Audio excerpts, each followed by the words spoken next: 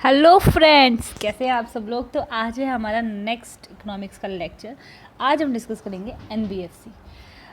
Let's start lecture. NBFC, what is NBFC, क्या होता है NBFC? Non banking financial institution.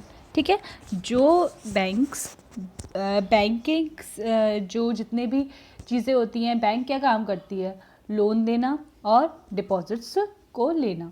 तो वो चीज़ जब नहीं करती है तो उसको बोलते हैं नॉन बैंकिंग फाइनेंशियल इंस्टीट्यूशंस। तो ये एक तरह की फाइनेंशियल बैंक होती है, जो कि कंप्लीट बैंक हम इसको नहीं बोलते हैं, इसको हम शैडो बैंक बोलते हैं।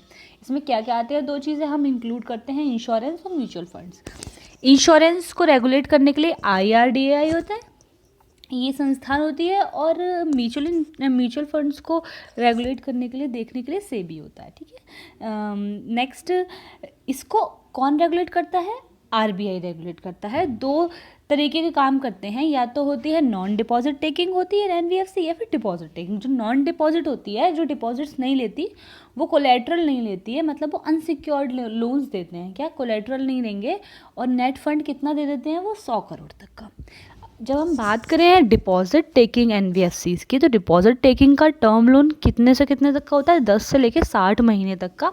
और ये डेबिट और चेक बुक नहीं इशू करते हैं। इनका नेट फंड कितना होता है? 200 करोड़, और 200 करोड़ इनका फंड होता है। ठीक है, नेक्स्ट, रेटेड जो होते हैं, registered with credit rating agencies जो होती हैं, वो उनको रेटिंग्स देती हैं।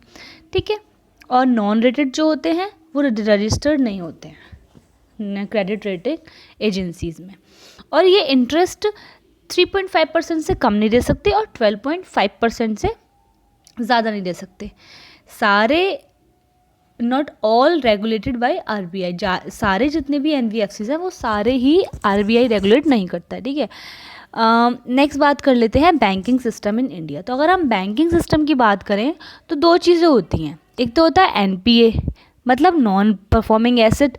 तो नॉन परफॉर्मिंग एसेट क्या है? देखिए, जो पैसा बैंक में एसेट्स का काम नहीं कर रहा, पैसा नहीं बना रहा है, तो उस पैसे को बोलते हैं नॉन परफॉर्मिंग एसेट्स। ऐसे एसेट्स जो कि परफॉर्म नहीं कर रहे हैं अपना काम, जब रिकवरी नहीं होती है, जब हमें प्रिंसिपल की रिकवरी नहीं हो, और हमें, जैसे हमने किसी को लोन दिया है, उसको हमें 90 दिन तक हमें इंटरेस्ट वापस नहीं मिले, तो फिर हम ड्यू डेट की 90 दिन तक, तो हम उसको एनपीए का नाम दे देते हैं। अभी टाइप्स कितने होते हैं? 3 टाइप्स के होते हैं एनपीए। सब स्टैंडर्ड एनपीए, और डाउट एसेट्स, और लॉस्ट एसेट्स। सब स्टैंडर्ड कौन से होते हैं? अगर ड्यू डेट के 90 दिन तक नहीं आपका आए पैसा विद इंटरेस्ट, तो उसको बोलते हैं सब स्टैंडर्ड एसेट। ठीक है, नेक्स्ट, डाउट एसेट्स कौन से होते हैं? जिसमें एटलीस्ट 12 मंथ्स हो गए हों, ठीक है, लेकिन 3 साल से ज़्यादा नहीं हुए हों। लॉस्ट एसेट्स वो होते हैं जिनमें 3 साल से ज़्यादा हो चुके होते हैं, और 3 साल से उन्होंने फंड आपको वापस नहीं किया है। अच्छा, क्या क्या प्रोसीजर होता है एनपीए के अंदर? तो एनपीए में क्या होता है? Some amount has to be capped out of profit known as provision. कुछ प्रॉफिट से अलग, मतलब कुछ पैसे को हम अलग रख देते हैं जितने का हमने लोन दिया होता है। तो उसमें देखिए किस हिसाब से रखते हैं। जैसे सब स्टैंडर्ड एसेट है, सब स्टैंडर्ड एसेट में अगर सिक्योर्ड लोन्स हैं, मतलब उसमें सिक्योरिटी दी गई है उस लोन में, तो सिक्योर्ड लोन में हम 15% तक का प्रोविज़न रखते हैं। और डाउट लोन में सिक्योर्ड, और सब स्टैंडर्ड में नॉन सिक्योर्ड में 25% तक का प्रोविज़न रखते हैं। अगर हम डाउट एसेट की बात करें, तो डाउट एसेट में अगर सिक्योर्ड लोन होता है तो 40% तक का हम रुपए रखते हैं, प्रोविज़न रखते हैं। और डाउट में ही अगर नॉन सिक्योर्ड लोन होते हैं तो 40%। अच्छा, अगर हम बात करें लॉस्ट एसेट्स की, तो लॉस्ट एसेट्स में सिक्योर्ड हो अगर, तो 100% हम सारा का सारा पैसा रखते हैं, क्योंकि वो तो लॉस्ट हो गया ना। नॉन सिक्योर्ड हो तब भी 100 का 100%। तो ये तो हमने डिस्कस कर लिया एनपीए। नेक्स्ट आ जाते हैं twin balance sheet. What is twin balance sheet? देखिए, ट्विन बैलेंस शीट क्या होती है? जब देखिए बैलेंस शीट क्या होती है? बैलेंस शीट का मतलब होता है कि बैलेंस, मतलब जितना जैसे मान लीजिए जितना डिपॉजिट कर रहे हैं उतना लोन दे रहे हैं, मतलब इन सब जो लेना देना है उसकी एक शीट्स होती है बैंकों की, तो उस शीट्स को बोलते हैं बैलेंस शीट्स। ये एक तरह का डॉक्यूमेंट होता है जो कि पूरी कंपनी की फाइनेंशियल हेल्थ को शो करता है। अगर ये ख़राब हो जाए बैलेंस शीट तो ये कंपनी को अफेक्ट करती है, कंपनी के बैंकिंग सिस्टम को अफेक्ट करती है। कैसे अफेक्ट करती है? अगर हम 2004 की बात करें, 2004 में इकोनॉमी में बूम आया था, ठीक है, तो कंपनी ने खूब लोन दिए थे, ठीक है। अब लोन देने के बाद इकोनॉमिक डिप्रेशन आ गया तो प्रॉफिट कम हुआ कंपनी को। प्रॉफिट कम होने की वजह से तो प्रॉफिट कम हुआ तो लोगों ने लोन का रिपेमेंट नहीं करा, तो उससे क्या हुआ, पूरा बैंकिंग सिस्टम अफेक्ट हुआ। तो उसकी वजह से क्या हुआ, ट्विन बैलेंस शीट हुई। मतलब एक तो आपकी कंपनी ख़राब हो रही है, आपको लोन वापस नहीं मिल रहा, मतलब एनपीए जनरेट हो रहा है, एनपी जनरेट हो रहा है, लोन वापस नहीं मिल रहा, एनपी जनरेट हो रहा है और लोन वापस नहीं मिल रहा। ये दो प्रॉब्लम्स हो रही हैं, तो इसको ट्विन बैलेंस शीट बोलते हैं। गुड बैंकिंग सिस्टम का मतलब होता है कि आपको प्रॉफिट ज़्यादा होना चाहिए, लॉस कम होना चाहिए, और बैड बैंकिंग सिस्टम का मतलब होता है कि आपको प्रॉफिट कम हो रहा है और लॉस ज़्यादा हो रहा है। तो इसका सॉल्यूशन क्या होता है? अरविंद सुब्रमण्यम जी ने, उन्होंने कहा कि हम राइटिंग ऑफ लोन कर सकते हैं, एसेट रिकन्स्ट्रक्शन कर सकते हैं, कॉर्पोरेट डेब्ट रिकन्स्ट्रक्टिंग कर सकते हैं, नेक्स्ट रिकैपिटलाइजेशन कर सकते हैं, और प्रॉम्प्ट करेक्टिव एक्शन। अब इसको हम वन बाय वन डिस्कस करेंगे। सबसे पहले solutions given by Arvind Subramanian ji. अच्छा, उससे पहले हम एक बार फिर से रिकैप कर लेते हैं ताकि जिन लोगों को नहीं क्लियर हुआ है वो दोबारा से क्लियर हो जाए। बात करते हैं एनबीएफसी। तो एनबीएफसी क्या होता है? Non banking financial institution. Non banking का मतलब क्या होता है? देखिए, नॉन बैंकिंग फाइनेंशियल इंस्टीट्यूशन, हाँ जी, 1 second.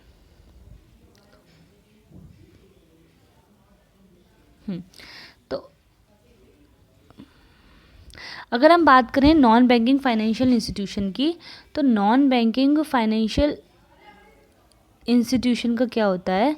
Non banking financial institution banking का काम नहीं करते, मतलब कंप्लीट बैंक नहीं माने जाते हैं। ये नहीं है कि इसमें आप अपना सेविंग्स भी कर रहे हैं, है ना, ऐसे और CA, current account, saving account सब कुछ कर रहे हो, ऐसा कुछ नहीं होता है, ठीक है। Sorry, next. तो इसको हम ये फाइनेंशियल बैंक होते हैं जो कि कंप्लीट बैंक नहीं होते हैं, इनको हम शैडो बैंक्स भी बोलते हैं। इसमें क्या क्या होता है? इंश्योरेंस या फिर म्यूचुअल फंड। इंश्योरेंस जो कराते हैं उसको सारे इंश्योरेंस जो कंपनीज होती हैं उनको कौन रेगुलेट करता है? उन कंपनीज को कौन रेगुलेट करता है? IRDAI। और जो कंपनीज म्यूचुअल फंड्स में इन्वेस्टमेंट करती हैं, ये सब चलता है, उसको कौन रेगुलेट करता है? सेबी। सेबी की गाइडलाइंस हैं सब चीज़ों की कि कैसे आप कर सकते हैं इन्वेस्ट, ये सब कुछ, ठीक है, इन्वेस्टर की भी और ब्रोकर की भी, सबकी। नेक्स्ट बात करते हैं कि एनबीएफसीज को कौन रेगुलेट करता है? आरबीआई रेगुलेट करती है। तो आरबीआई दो तरह के एनबीएफसीज को रेगुलेट करती है। कौन कौन से? नॉन डिपॉजिट टेकिंग और डिपॉजिट टेकिंग। जो डिपॉजिट्स नहीं लेते और जो डिपॉजिट्स लेते हैं। अच्छा, जो डिपॉजिट नहीं लेते वो कोलेट्रल भी नहीं लेते। कोलेट्रल का मतलब होता है, मान लीजिए मुझे ज़रूरत है 100 रुपये की, मैंने आपसे कहा मेरे को 100 रुपये दे दो, आपने कहा क्या भरोसा है तुम कल को भाग जाओ कहीं, तो मेरे को कोई कोलेट्रल दे दो, मुझे कुछ चीज़ गिरवी रख के चले जाओ। तो कोलेट्रल में कोई चीज़ जो गिरवी रखे वो, तो ये बिना गिरवी नॉन डिपॉजिट्स में बिना कोलेट्रल के फंड दे देंगे आपको। अच्छा, इन लोगों का जो नेट फंड होता है वो नेट फंड होता है 100 करोड़ का। बात करें अगर डिपॉजिट टेकिंग एनबीएफसीज की, तो जो डिपॉजिट लेती हैं उनका टर्म लोन होता है 10 से लेकर 60 महीने का। और ये जो है डेबिट कार्ड नहीं इशू करती और ना ही चेक बुक इशू करती है। इनका जो नेट फंड है वो होता है 200 करोड़ का। और ये रेटेड, ये इसमें भी दो तरह की होती हैं, रेटेड और नॉन रेटेड। मतलब ऐसी कंपनीज भी होती हैं जो क्रेडिट रेटिंग एजेंसीज में रजिस्टर्ड होती हैं, और ऐसी कंपनीज भी होती हैं जो कि क्रेडिट रेटिंग एजेंसीज मतलब CRA में रजिस्टर्ड नहीं होती हैं, ठीक है। अच्छा, तो हम बात करें, अच्छा इनका इंटरेस्ट का क्या चक्कर रहता है कि भाई ये 3.5% से कम इंटरेस्ट नहीं दे सकते और 12.5% से ज़्यादा इंटरेस्ट नहीं दे सकते। किसका? लोन पे जो दे रहे हैं। Next, not all regulated by RBI। अच्छा, तो ये सारी जो NBFCs हैं वो सारी ही RBI रेगुलेट नहीं करता। अब हम बात करें अगर बैंकिंग सिस्टम की, तो बैंकिंग सिस्टम में दो प्रॉब्लम्स आ जाती हैं मेन। कौन कौन सी आ जाती हैं? हमने वैसे तो बैंकिंग सिस्टम कर लिया है, इस टाइम हम प्रॉब्लम्स डिस्कस कर रहे हैं। तो बैंकों में क्या प्रॉब्लम होती है? एक तो एनपीए की परेशानी रहती है, एक ट्विन बैलेंस शीट की परेशानी रहती है। एनपीए क्या होता है? जो पैसा बनाना बंद कर दे उसको हम एनपीए बोल देते हैं। एनपीए में क्या होता है, अगर आपने किसी को पैसे दिए, लोन दिया, और वो लोन वापस नहीं आया 90 दिन तक, ड्यू डेट हो गई और 90 दिन तक यानी कि 3 महीने तक, यानी कि इसको वन क्रॉप सीजन भी बोलते हैं। अगर एक क्रॉप सीजन तक किसी ये लोन वापस नहीं आया तो उसको क्या बोलेंगे? ये आपका एनपीए हो गया वो बैंक का, ठीक है, नॉन परफॉर्मिंग एसेट्स। तो एनपीए के 3 टाइप्स के होते हैं: सब standard asset NPA, doubt asset और लॉस्ट एसेट। ये 3 एसेट कौन कौन से हैं? सब स्टैंडर्ड एसेट कौन से होते हैं? अगर आपका लोन का जो रीपेमेंट है, जो पेमेंट है, वो कम से कम 90 और 12 महीने से कम, 90 दिन से ज़्यादा, मतलब कम से कम 90 दिन अगर हो गए और नहीं आया है उनका वापस आपका लोन का पैसा, तो वो आप किस में डाल देंगे? वो आप सब स्टैंडर्ड एसेट में डाल देंगे, एनपीए में, सब स्टैंडर्ड में डाल देंगे। अगर उसको 12 महीने हो गए, मतलब 1 साल हो चुका है लेकिन 3 साल नहीं हुए हैं, तो वो डाउट एसेट में डाल देंगे कि आ भी सकता है पैसा, नहीं भी धीरे धीरे आ सकता है। तो उसके लिए आप थोड़े बहुत प्रोविजंस चेंज कर देते हैं कि थोड़ी सी कुछ डिस्काउंट ऑफर कर देते हैं अगर प्रॉब्लम्स होती हैं कंपनीज़ को। नेक्स्ट होता है लॉस्ट एसेट्स। इसमें 3 साल से ज़्यादा हो चुके होते हैं, तो कंपनी एक तरह से, बैंक यही सोच के बैठती है कि ये तो हमारा पैसा गया ख़राब, ये तो मार लिया उन लोगों ने। नेक्स्ट है प्रोसीजर। क्या होता है एनपीए के अंडर? तो कुछ पैसा, अब जब हम किसी को देते हैं तो हम कुछ पैसा बचा के रखते हैं कि कल को ये अगर नहीं देंगे तो बैंक तो दिवालिया निकल जाएगा बैंक का। तो बैंक का दिवालिया नहीं निकले, बैंकरप्ट ना हो बैंक, इस वजह से बैंक रन ना हो, उस वजह से थोड़ा सा पैसा बैंक रखती है। तो उस पैसे को, उसको हम क्या बोलते हैं? प्रोविज़न। वो प्रोविज़न अलग अलग होते हैं। सब स्टैंडर्ड एसेट में प्रोविज़न क्या होता है? अच्छा, हर एसेट के 2 तरह के लोन होते हैं। कौन से? सिक्योर्ड लोन होते हैं और एक अनसिक्योर्ड होते हैं। सिक्योर्ड में आपने कुछ ना कुछ सिक्योरिटी दे रखी होती है। अब जैसे अनसिक्योर्ड कौन से हो गए? मान लीजिए आपको एजुकेशन लोन चाहिए और आपके पास तो कुछ है ही नहीं गिरवी रखने के लिए, तो आप क्या करेंगे? अपना कुछ आपने बस अपना जो भी आधार कार्ड वगैरह दिया, ये सब चीज़ दी और अपने गिरवी रख, मतलब आपको लोन मिल गया। तो ये क्या उनसे हो गए? अनसिक्योर्ड। आपने कुछ सिक्योरिटी नहीं दी है बैंक को। तो ये चीज़ क्लियर हो गई। अब देखो 3 टाइप्स के जो हैं, सब स्टैंडर्ड, डाउट एसेट और लॉस्ट एसेट। अब देखो सब स्टैंडर्ड में, सब स्टैंडर्ड जो एसेट हमने बताया था, अगर 3 महीने हो गए हैं पैसे वापस नहीं आया है, उस टाइम पे अगर सिक्योर्ड लोन था वो, तो उतने पैसे का, जितना पैसा बचा है उसका 15% आप रखेंगे अपने पास, ठीक है, प्रोविज़न के तौर पे। अगर नॉन सिक्योर्ड होगा तो 25% रखेंगे, ठीक है। अच्छा, अगर मान लीजिए 1 साल हो गया है, पैसे नहीं आया है, तो 1 साल हो गया है, 3 साल से कम हुए हैं लेकिन 1 साल तक हो गया है कम से कम, तो उसके बाद में अगर सिक्योर्ड लोन होगा तो आप 40% तक रखेंगे प्रोविज़न, और अगर नॉन सिक्योर्ड होगा तो तब भी 40 तक। और लॉस्ट एसेट है तो सिक्योर्ड हो नॉन सिक्योर्ड हो, आप पूरा का पूरा पैसा रखेंगे प्रोविज़न के तौर पर। Next, twin balance sheet. तो देखिए बैलेंस शीट क्या होती है? बैलेंस शीट वो होती है कि भाई बैंकों का जो पूरा एक डॉक्यूमेंट होता है जो पूरे कंपनी की फाइनेंशियल हेल्थ बताता है कि भाई इसका कितना प्रॉफिट हो रहा है, कितना नुकसान हो रहा है। तो ये बैड कब हो जाती है? अगर ये बैड हो जाती है हेल्थ किसी भी कंपनी की, तो ये बैंकिंग सिस्टम को अफेक्ट करती है। कैसे अफेक्ट करती है? एक एग्जांपल देख लेते हैं। 2004 में इकोनॉमी में बहुत उछाल आया था। उछाल आने के बाद कंपनियों ने खूब लोन लौटाया, खूब लोन दिया। लोन देने के बाद फिर एकदम से इकोनॉमिक डिप्रेशन आ गया, कमी आ गई, मंदी आ गई। तो उसके बाद में क्या हुआ? कंपनीज़ को कम प्रॉफिट हुआ, लोन रीपेमेंट नहीं हुआ, तो बैंकिंग सिस्टम बहुत बुरी तरह अफेक्ट हो गए। उसके बाद से एनपीए की भी जनरेट हो गई। एनपीए मतलब नॉन परफॉर्मिंग एसेट्स हो गया, रुपये नहीं आए वापस तो, और आपका जो है कंपनी भी जो है फंस गई। तो उसको 2 प्रॉब्लम्स हो गई। ट्विन बैलेंस शीट की प्रॉब्लम बोलते हैं। एक तो वो अपना लॉस में जा रही है, तो लॉस हो रहा है, दूसरा एनपीए जनरेट हो रहा है। नेक्स्ट देखिए, गुड बैंकिंग सिस्टम का मतलब होता है कि भाई प्रॉफिट ज़्यादा हो और लॉस कम हो। और बैड बैंकिंग सिस्टम का क्या मतलब होता है कि प्रॉफिट तो कम हो और लॉस ज़्यादा हो। अब सॉल्यूशन क्या दिया था?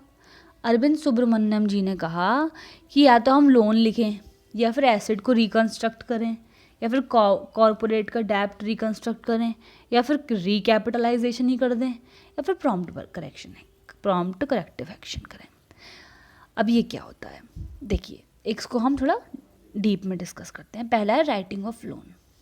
तो ये क्या है कि RBI instruct banks to clean banking system by counting NPAs as lost assets.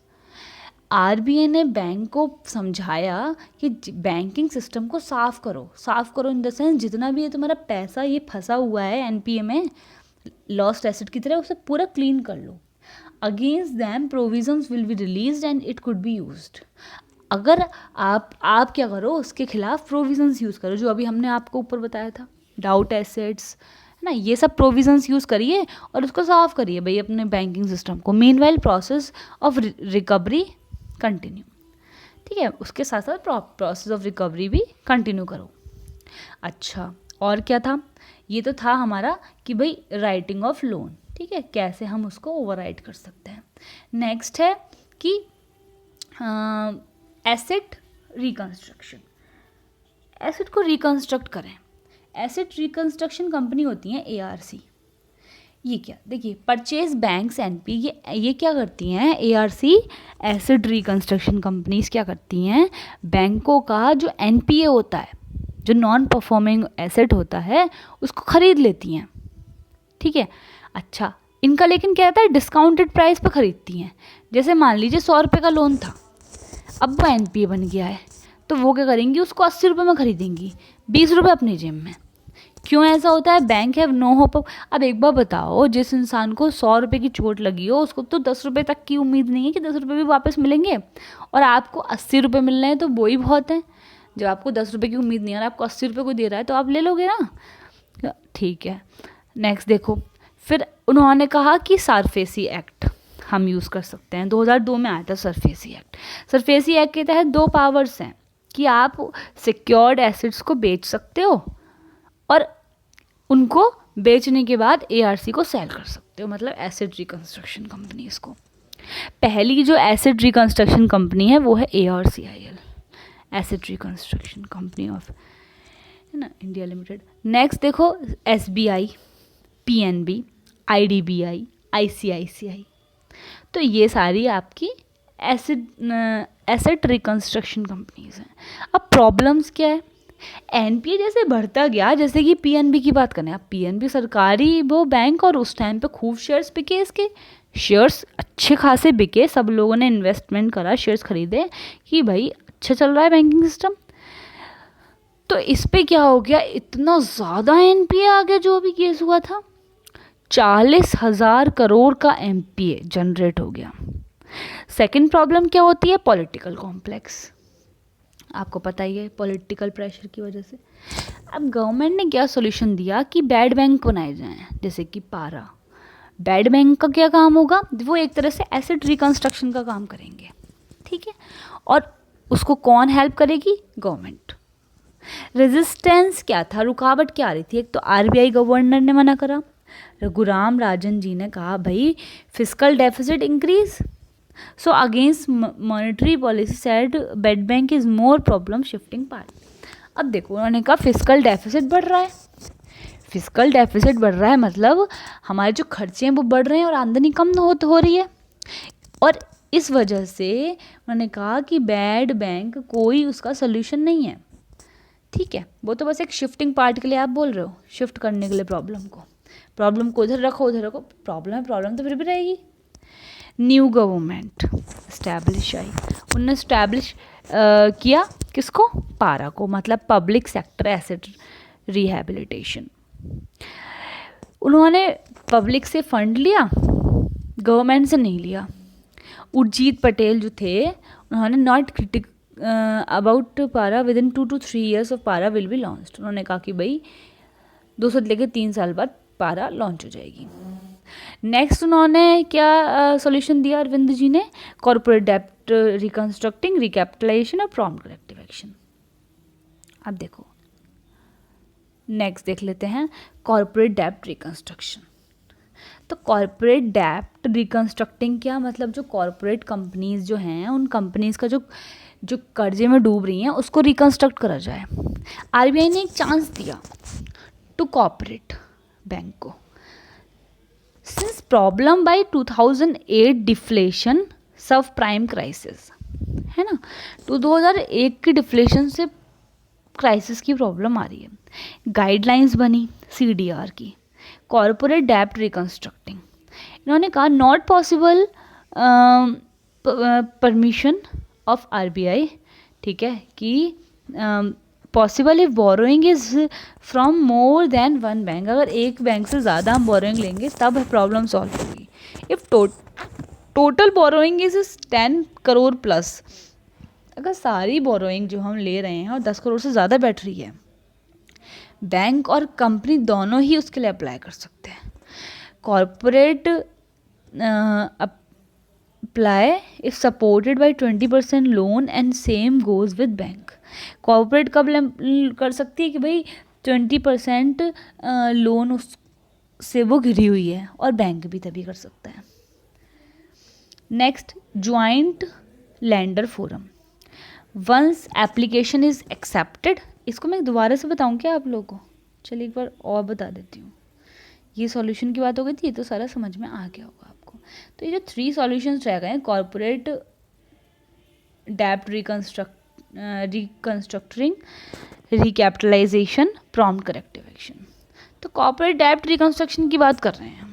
तो कॉर्पोरेट डेप्ट रिकंस्ट्रक्शन में आरबीआई ने एक चांस दिया कंपनीज को कि भाई वो जैसे आप मंदी आ रही है और क्राइसिस में है, तो आप कॉर्पोरेट डेप्ट रिकंस्ट्रक्शन की हेल्प से चेंज हो सकती है स्थिति। गाइडलाइंस बनाई गई, कॉर्पोरेट डेप्ट रिकंस्ट्रक्शन ने गाइडलाइंस बनाई। उन्होंने कहा कि भाई आरबीआई के उसका परमिशन का नहीं पता, बट अगर एक बैंक से ज़्यादा पैसा मिलेगा तो टोटल बोरोइंग अगर 10 करोड़ से ज़्यादा हो गई तो बैंक और कंपनी दोनों को हेल्प करेगा ये। कॉर्पोरेट अप्लाई कर सकते हैं अगर 20% तक लोन की प्रावधान होगा। अच्छा, फिर क्या हुआ? ज्वाइंट लैंडर फोरम बना, JLF। Once application is accepted, अगर एक बार आपकी एप्लीकेशन एक्सेप्ट हो जाती है तो ज्वाइंट लैंडर फोरम में वो चीज़ चलेगी। अब स्कीम क्या थी? 5/25। ये है कि 50% बोर्ड चाहिए, लोन 5 years to 25 years दे सकते हैं। It was for 12 to 15 years, ठीक है, मैक्सिमम टाइम है 12 से लेके 15 साल। Made by 25 years, so instalments be brought to low. 25 years तक था, इसलिए इंस्टॉलमेंट्स कम भी आप दे सकते हैं। And payments start of the completion of the project, जब भी कंप्लीट हो जाएगा तो आप उसके बाद में पेमेंट स्टार्ट हो जाएगी।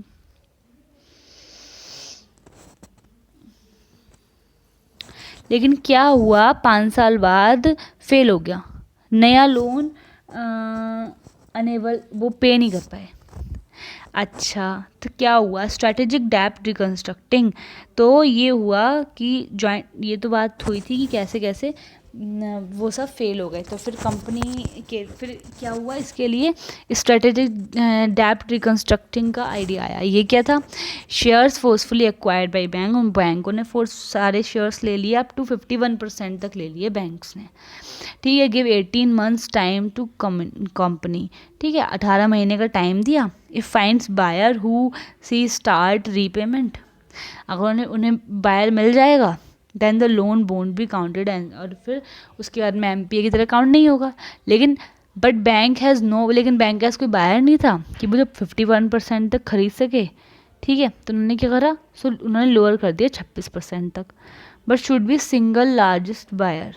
तो उसमें ऐसे उन्होंने प्रावधान रखा बैंकों ने कि भाई एक सबसे बड़ा सिंगल होना चाहिए, ये जो कि 26% तक का शेयर ले ले। Others at the rate 10% to 15% likewise. उसके बाद ही आपको वो एनपीए में काउंट नहीं होगा, ठीक है। अब S4A क्या था?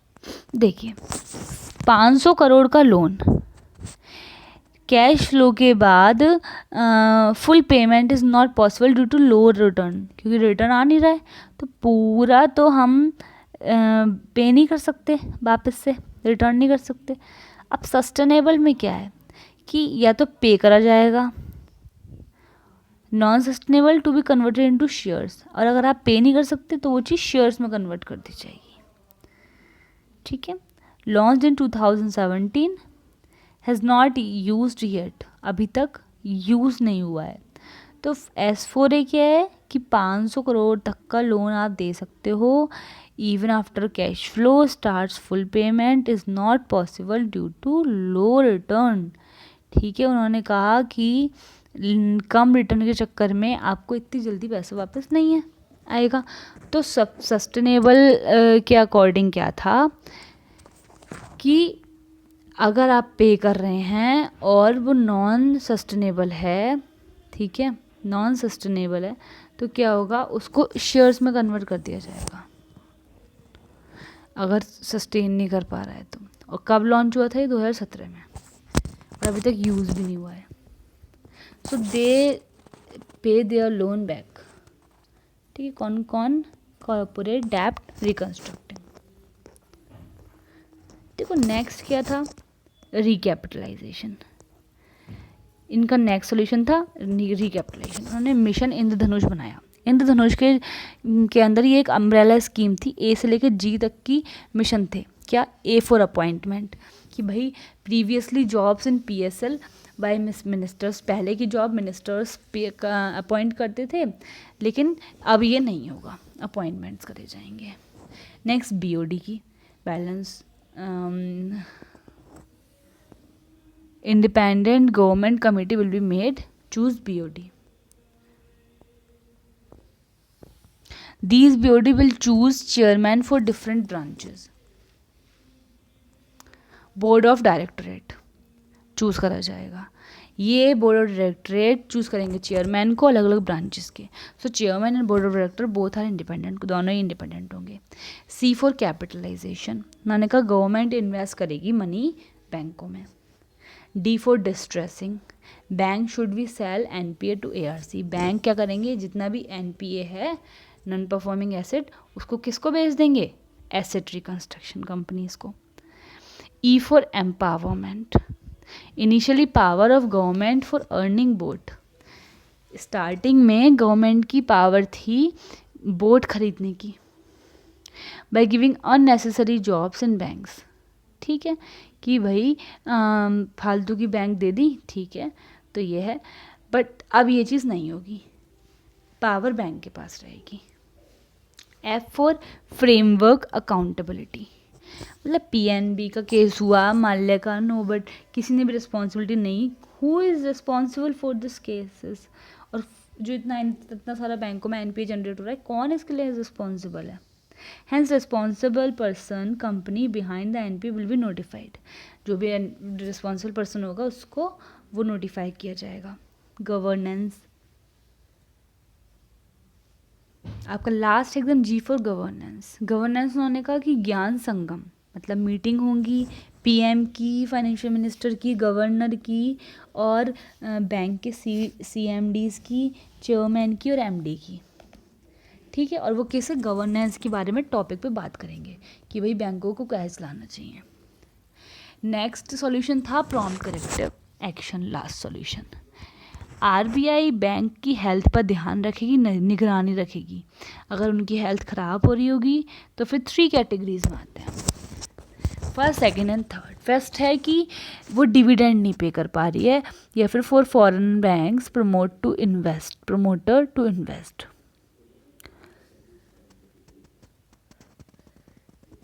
सॉरी, नेक्स्ट सेकंड बताया था above condition not to set up new branches. ये नहीं था कि भाई नई ब्रांचेस खुली जाएंगी, ये था कि जितने भी लॉस मेकिंग ब्रांचेस हैं, जहाँ जहाँ पे ब्रांचेस में हमें लॉस हो रहा है, वो सब बंद करी जाएंगी।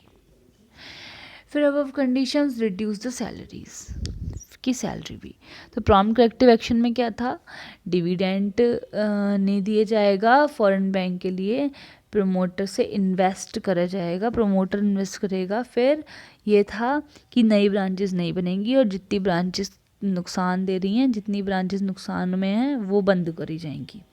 और फिर क्या है, सैलरीज को थोड़ा कम करा जाएगा, और जितनी भी कैटेगरीज हैं उनको RBI डिटरमाइन करेगा। तो ये हम अरविंद सुब्रमण्यम जी ने सॉल्यूशंस दिए थे, ठीक है। थोड़ा सा आगे इसको पढ़ना है। इतना आज शायद काफ़ी हो गया और आप लोग बोर भी हो गए होगे, है ना। तो आज के लिए इतना ही, मिलते हैं नेक्स्ट लेक्चर में। Thank you very much. अच्छा लगा तो लाइक करो, बेकार लगा तो डिसलाइक करो, पर कुछ करो, do something, something is better than nothing. Okay bye bye, see you, tata, मिलते हैं, शब्बा खैर, बाय बाय।